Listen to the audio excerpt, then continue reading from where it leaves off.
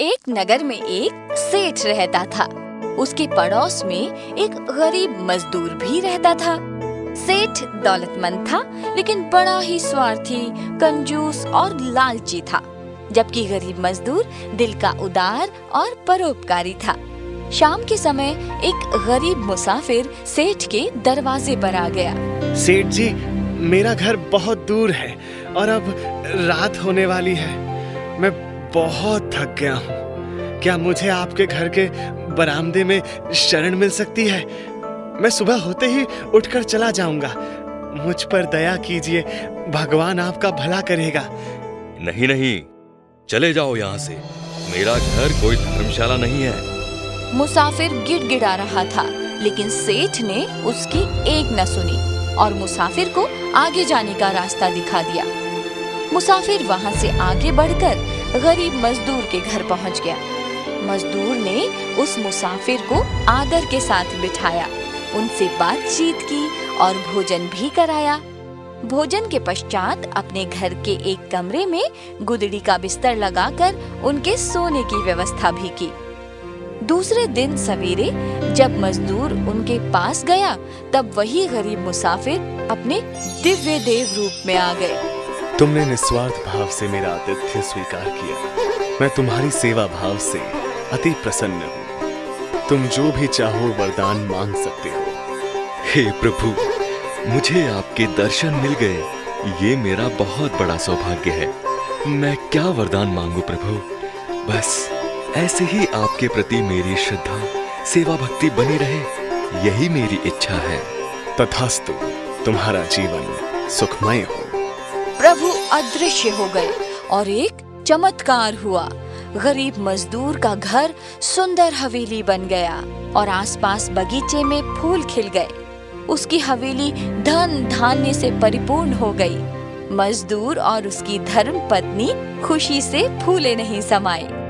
मजदूर के पड़ोसी सेठ को जब इस घटना की जानकारी मिली, तब वह आश्चर्यचकित हो गया और अपनी भूल पर पश्चाताप करने लगा। वह उस मुसाफिर की खोज में निकल पड़ा। बहुत दूर चलकर उसे रास्ते में वही मुसाफिर दिखाई पड़े। वह चरणों में गिर पड़ा। हे प्रभु, मुझसे बहुत बड़ी भूल हुई। मैं आपको पहचान न सका। मुझे क्षमा कर दीजिए प्रभु, मुझे क्षमा कर दीजिए। मेरे साथ चलिए प्रभु, मेरा आतिथ्य स्वीकार कीजिए। ठीक है, मैंने तुम्हें क्षमा कर दिया। हे प्रभु, जैसे आपने उस मजदूर का कल्याण किया, उसी तरह मेरा भी कल्याण कीजिए। कुछ वरदान दीजिए। प्रभु लालची और कंजूस सेठ की मंशा समझ गए। ठीक है, मैं तुम्हें 3 वरदान मांगने का सुनहरा मौका देता हूँ। सेठ बहुत प्रसन्न हुआ और विस्मय में पड़ गया। प्रभु, इस समय मेरे कुछ समझ में नहीं आ रहा कि मैं क्या मांगू। क्या मुझे कुछ सोचने के लिए अवसर मिलेगा?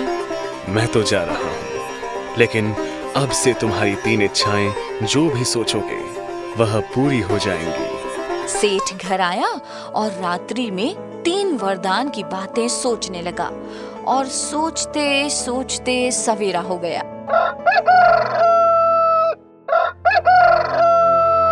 हे भगवान, इस मुर्गे का सत्यानाश हो, मुझे सोचने भी नहीं दिया। मुर्गे की आवाज बंद हो गई। सेठ समझ गया कि उसका पहला वरदान बेकार चला गया। दोपहर को खाना खाने के बाद वह अपने बगीचे के झूले पर बैठा था। सेठ जी, घर में कुछ मेहमान आए हैं। हे भगवान, मेरी इच्छा थी कि मैं इसी झूले से चिपका बैठा रहूं और ये कमबख्त मुझे बुलाने चला आया। सेठानी सेठ जी को बुलाने आई। अजी मंटू के पापा, सुनते हो? मायके से मेरे भैया आए हैं, चलो उन्हें अपना दर्शन तो दे दो। सेठ ने झूले पर से उठने की कोशिश की, मगर ये क्या, वह झूले से ही चिपका रहा, उठ ही नहीं पाया। सेठ समझ गया कि अनजाने में उसकी दूसरी इच्छा के कारण वह झूले पर चिपक गया है। अरे मंटू की मम्मी, मुझे प्रभु ने 3 इच्छाओं के पूरे होने का वरदान दिया था। 2 वरदान तो व्यर्थ गए, अब तीसरा वरदान क्या मांगूं? मंटू के पापा, इस झूले से चिपके रहने से बचने का ही वरदान मांगो, वरना यहीं चिपके रह जाओगे। सेठ के दिमाग में सेठानी की बात बैठ गई। हे भगवान, मुझे इस झूले से आजाद कीजिए। इस तरह सेठ झूले की चिपकन से मुक्त हो गया और उसकी आंख खुल गई। उसने लालच और स्वार्थ का त्याग कर दिया और उदार बन गया।